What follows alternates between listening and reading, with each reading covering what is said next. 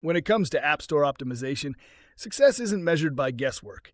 It's defined by specific, measurable metrics that show how your app is performing in the real world. Let's explore the key metrics that matter in 2025 and how you can use them to supercharge your ASO efforts. First, let's talk about impressions. This metric tracks how many times your app is shown in search results, top charts, or featured placements. Impressions are your visibility currency. The more impressions you get, the more chances you have to convert a casual browser into a loyal user. High impressions show that your ASO strategy is working at the top of the funnel. Next up is tap-through rate, or TTR. This measures the percentage of impressions that result in someone actually tapping on your app's listing.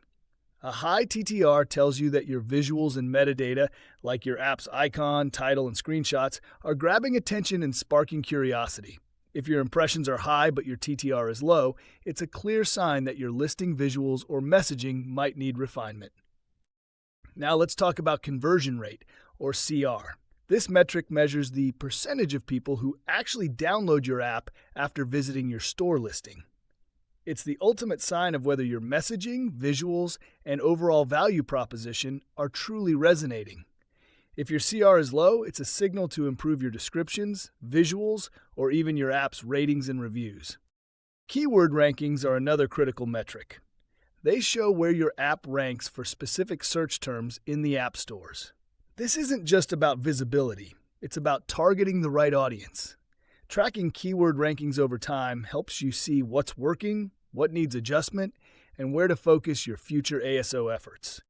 Let's not forget retention rates. In 2025, algorithms prioritize apps that keep users engaged long-term. Retention rates measure how many users come back after their first install. High retention signals to the algorithms that your app delivers real value. Low retention? That's a red flag that your onboarding experience or features may need a serious upgrade. Ratings and reviews are also a key ASO metric. They're not just social proof for potential users, they're a direct ranking factor for app stores. Positive reviews boost your app's credibility and improve your rankings. Negative reviews are valuable feedback, but they can drag down your performance if left unaddressed. Finally, let's talk about uninstall rates. This often overlooked metric tells you how often users delete your app after downloading. High uninstall rates send a negative signal to the algorithms that your app isn't meeting expectations. In 2025, app stores factor this data heavily into how they rank apps. That's why reducing churn is just as important as boosting downloads. So how do you use these metrics?